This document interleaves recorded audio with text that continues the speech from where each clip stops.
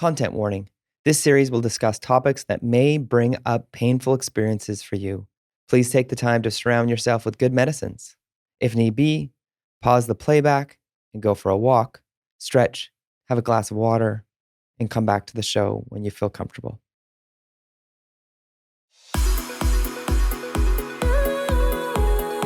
Welcome to the Métis Speaker Series. I'm your host, Darian Kovacs. On this podcast series, we will be exploring learning, healing, and rebuilding within the Métis community. Our goal is to create awareness of and generate discussion about Métis issues, as well as how to heal from and move forward in a healthy way. We hope to reduce Métis invisibility in BC through the personal stories from our Métis community members. This show is brought to you by the Métis Nation of British Columbia and Jelly Marketing. I couldn't help myself. You gave me everything.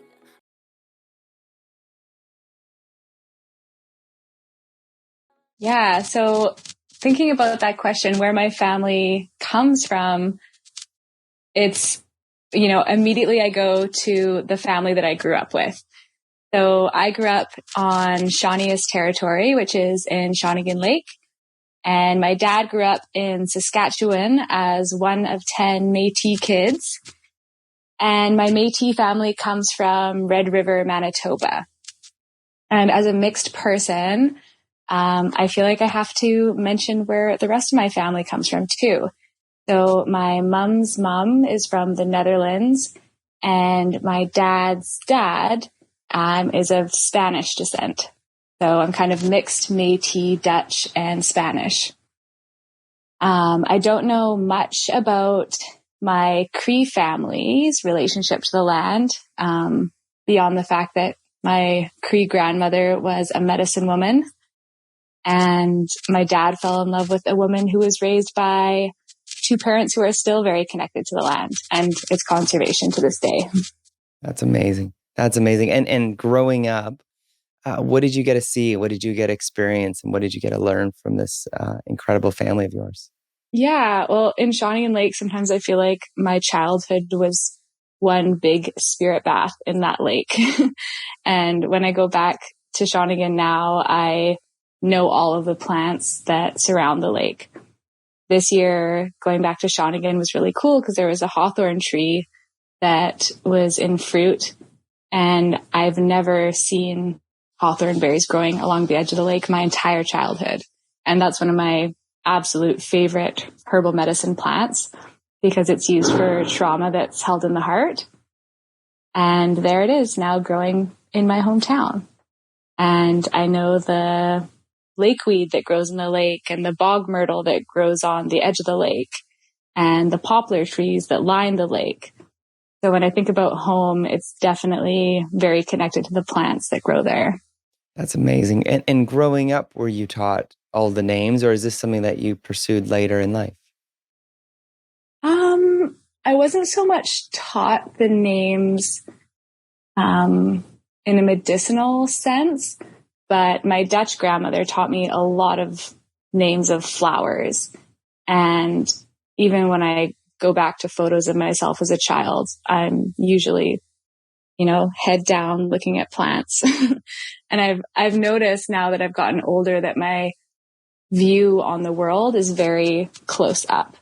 Like I recognize plants. I know where plants grow, but when it comes to the larger picture, locating myself in a geographical sense, sometimes I'm like, I have no idea where I am, but I can tell you all these plants that are growing here. That is really cool. And what are you up to these days? What are you doing professionally that has been able to keep that into practice? Yeah, so recently, actually a month ago to this day, I just started a new job with the Vancouver Aboriginal Friendship Center Society at Skeena House.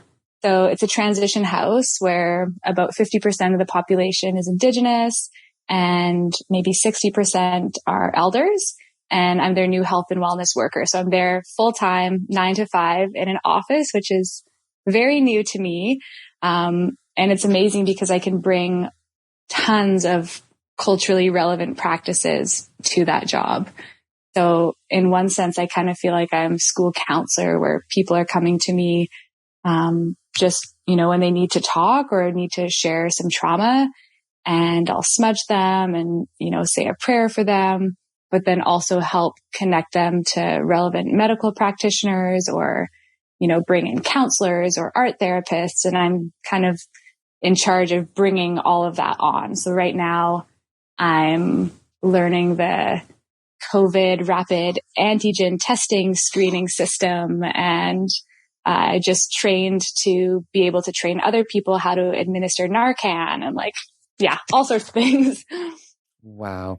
And before that, what were you doing professionally? Yeah. And before that, and still ongoing, I have my private practice, which I've had since 2016. And it's been very organic. Like I don't really promote myself. Whoever comes to me on their own accord, either by finding me via my website or word of mouth. And those word of mouth patient referrals always mean the most, when it's like I'm seeing a patient and then his wife comes in to see me because her husband's had a great experience. Like that is the most meaningful to me. That is awesome. And so with that, the chance to get a practice, the work you do privately and the work you do now in your new job, what do you find special about Métis land-based practices in the work that you get to do now? Yeah, I think one of my favorite parts is, the 4 sacred plants. So sweetgrass, which in Michif is Fuen Sacré, cedar, which would be Le Ced, sage, Larba scent, and tobacco, Le Tabac. And having those 4 sacred herbs is really special to me. And, the fact that sweetgrass comes from Cree culture. And, I don't necessarily identify as Cree, I identify as Métis, but my Métis blood comes from my Cree great-grandmother. And, different cultures kind of use those 4 sacred plants differently. And the way that I was taught was that sweetgrass is used when you need to bring in good medicine, like good spirits or like good ancestor medicine. That's when you use sweetgrass.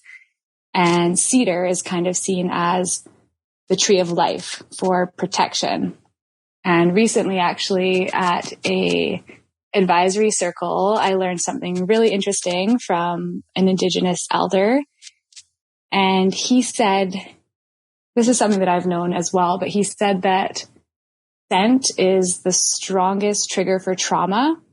And this was a new piece. He said that smelling cedar can actually stop a psychotic break just by smelling cedar, tree of life. So I thought that was just absolutely incredible. And then sage used for clearing out negative energy, and tobacco, laying down tobacco to give thanks. So like when we're out in the wild crafting or harvesting, giving a little bit of tobacco to give thanks to the land for the medicine that she offers.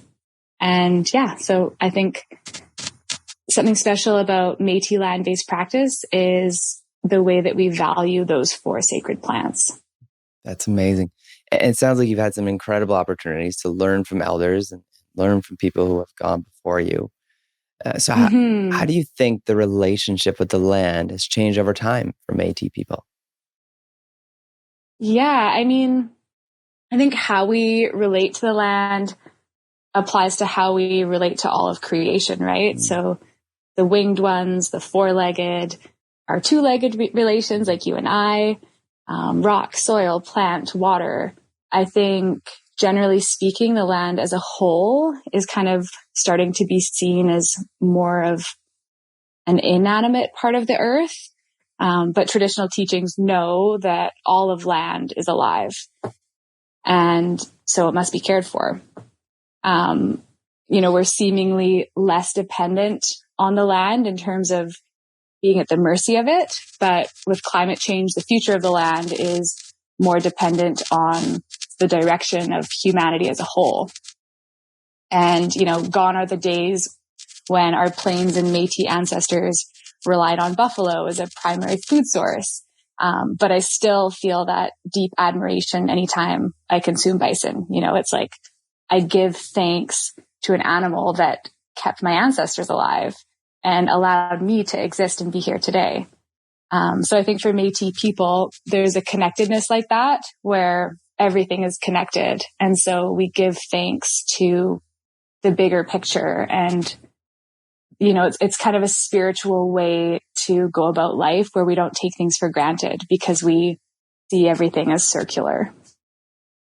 That's really cool. So sometimes when you meet with elders, maybe who are practicing kind of land-based practices, are there things that you're still maybe adopting, or are there things that you say, man, I really love what they're doing here. I want to start putting it into practice now that yourself, or is there things that you even give back to people that have been practicing before you? I mean, it's interesting because I think there's a commonality across many Indigenous cultures where there's this idea of the land holding you. And I learned recently from an elder to kind of think about the land as holding you the way a grandparent might. And it's cool because I never thought about it in that exact way where, you know, the land is holding you like a grandparent, but I've definitely had that experience where I remember at one point this summer, I was like, wow, you know, being Indigenous has this sense of being held by the land in a way that no one else could really hold you. And this sense of reassurance that I feel when I go back into nature, it's like, no matter how bad or sad or heartbreaking my life could feel, when I go out into nature, there's this reassurance there where it's like, you know, the land asking for you to give it your pain. And it's this beautiful spirituality because in the land is where our ancestors are. And like the spirit returns to the land. So when we're in nature, we can feel that connectedness and that guidedness of like, hey, you're not alone. It's going to be okay. That's really beautiful. And I know you meet with people one-on-one and you can, you know, provide some advice, some direction.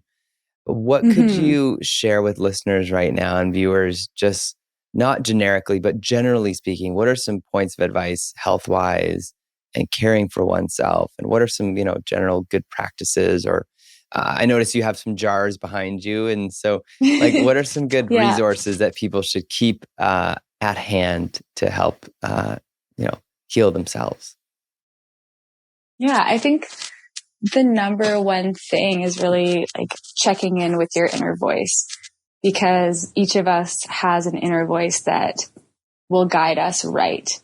And it can be hard to distinguish between the inner voice of fear and the inner voice of intuition, right? But I think the difference is that inner voice of intuition will do good. It's that good wolf. It'll lead you in the right direction. It won't say things like, you can't do it, or like, you know, don't try. Whereas that intuitive voice that's good, that's like your ancestors, your medicine, that guiding voice. And when you hear that inner voice saying something good, that's when you need to listen to it and follow it. So when it comes to our health, if you have an inner voice that's like, hey, you know, you need to have some water, or maybe you should have more kale. You know, those are simple, obvious examples. But an inner voice that's like, hey, you feel a little bit more like you when you spend more time in nature, or checking in with how your body feels when you have a certain plant medicine. So it's like, it's hard for me to give kind of generic, you know, plant medicine advice, because the plant that is the right medicine for each person will be so different. So like for me, hawthorn is always such good medicine for me. Hawthorn berry, that like healing medicine for the heart, always feels right for me. And same with passion flower. Passion flower, usually feels right for me. And passion flower is an anxiolytic herb. So it's used to relieve anxiety. And there's different plants that have specific indications for different types of anxiety.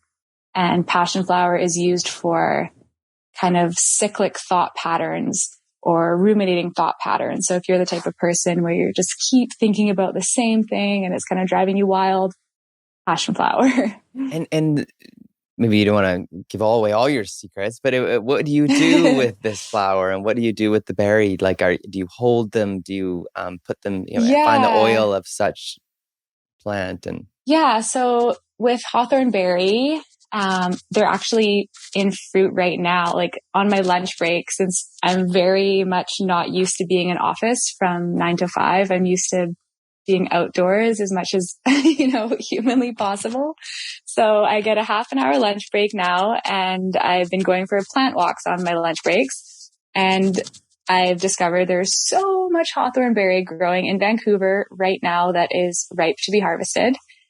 So hawthorn berry, you can harvest the berries fresh and dehydrate them and make them into tea. Nice. Or you can make them into a tincture, which is an alcoholic extraction of the active constituents. So I actually made a hawthorn berry tincture when I was at home in Shawnigan by this tree with the first hawthorn berries. It really stood out to me because it's this one swimming spot that I spent most of my childhood. So I know that swimming spot inside and out. I know the beach roses that grow there. I know all the plants that grow there. And this hawthorn tree is completely new. And I just stumbled upon it on a day where I really needed that medicine. And it was this moment where I was like, you know what? This hawthorn berry is here because I need it to be here. And I had a moment of checking in with myself where I actually signed up for therapy myself that day beside the hawthorn tree. And, through MNBC, and made use of, those benefits, because I think sometimes people who seem okay or seem really happy forget that it's okay to need help too, And I think I'm really grateful to be alive in the time that we are, because it's becoming so widely accepted that, hey, even therapists need therapists, and especially therapists need therapists, right? Where it's like, to pride ourselves on being these containers, we need to allow other people to be those containers for us too. It's amazing. So an example would be if someone came to you, would you work with them to help them hear their inner voice and then help them decide which maybe plants or support or therapy is needed for them in your private practice? Yeah, definitely. So I think one of the most important questions or thought processes is, what is your deepest pain? And I don't usually ask people that question just flat out like that. But, in the back of my mind, it is something that I want to know, because each of us goes through life and experiences these, really intense moments that our bodies remember. Our bodies really do keep score and hold these traumas. And even if these traumas happen to us before we're developmentally able to, categorize them and process them and make sense of them, even if they happen to us, as infants, our bodies still hold that memory and that trauma. And so the work that I do is really focused on treating the emotional aspect of illness. It's like all these little bottles behind me. These are all flower essences. So they work on the emotional body, whereas you can't really see, but in that medicine cabinet there, that's where I have all the tinctures and fluid extracts. And those are used on the physiological body. So like, lowering blood sugar or decreasing blood pressure or, sedatives, analgesics for pain. Like those are all the physiological medicine, but the flower essences are medicines that work on the energetic body or the emotional body. So like one of my favorite examples of, a flower essence would be bleeding heart, which is used for exactly what it sounds like when the heart feels like it's bleeding and, needs a remedy for that. Yeah. That is amazing. That's really cool. It is cool. And sometimes I forget that I have all this medicine at my own fingertips. I'm so aware of it when it comes to helping other people, but sometimes I'm like, oh my gosh, like I'm feeling a little bit low. Oh yeah, I could take any, I know what to do, which is really empowering. And I don't know, it gives me peace to know that I can take care of myself and also take care of those that I love. That's pretty incredible. It's pretty incredible power that comes right from the land. Yeah. And it's one of those things that, I don't know, the more I learn about it, the more profound it starts to become, because I think people are there's so much focus on decolonizing right now, right? And I think sometimes people can be kind of afraid of that, of like, oh my gosh, decolonizing, like, what do I need to do? What does our organization need to do? It can sound very academic when really decolonizing is so much more simple than that, because decolonizing is a return to the land. It's a return to simplicity. It's a return to those indigenous ways that existed way, way, way before colonization. So even the act of, picking plants and using plant medicine, that's one of the best examples of decolonizing, is returning to those medicines and seeing those plants as living beings that are here to support you. And in that way, those plants are like ancestors that are here to help you heal. And the fact that they're alive, that it's medicine that's living, that is able to have, and sometimes up to 20 different actions in one plant that can support you mentally, emotionally, physically. It's like, it just blows my mind sometimes. That's really awesome. And speaking of repairing and healing, what's your advice on how we could better repair and build better relationships with First Nation land stewards in BC? Yeah. I think, as Métis people or, any people, sometimes that question can seem intimidating, where it's like, oh my gosh, what do I say? How do we do this? But really the answer to that question is so simple. It's like the best way to repair and build better relationships with First Nations land stewards is to listen to them, to really listen to them, and to listen, not to reply, but to really truly hear what they are saying. Because First Nations are the original inhabitants of these lands.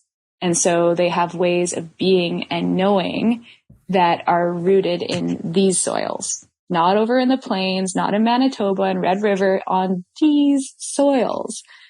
And I can't even begin to imagine how deep that connection would feel, because I know what it feels like to be held by the land on these lands.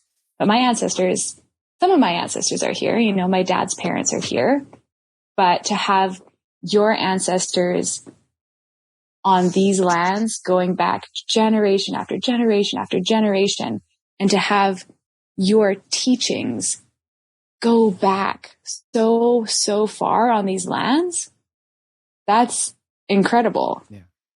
So being here on stolen land, or being a settler on these lands. So yes, I'm Indigenous. Yes, I am Métis. But at the end of the day, on these lands in so-called British Columbia, I'm a settler. And so when you're in someone else's home, you respect how they run that household. And being on someone else's territory is no different. That's really great. Thank you, Vanessa. Mm-hmm. Anything else that you want to leave with viewers and listeners today?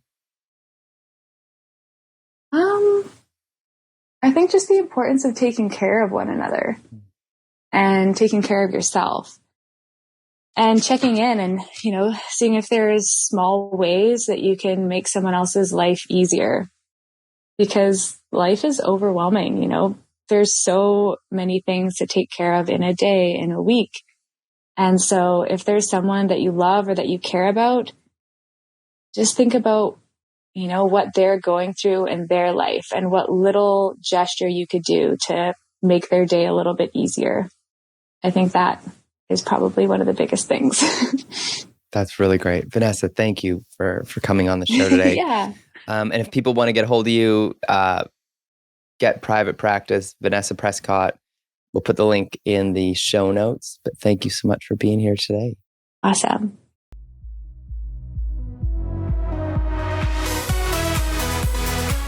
This has been the Métis Speaker Series podcast. I'm Darian Kovacs. Thanks to the Métis Nation of British Columbia for making this possible, with funding provided by the Civil Forfeiture Office's Indigenous Healing Stream. You can listen to all of our episodes, learn more about the podcast, and sign up to the Métis Nation of BC newsletter to stay up to date on Métis news at métispodcastseries.ca.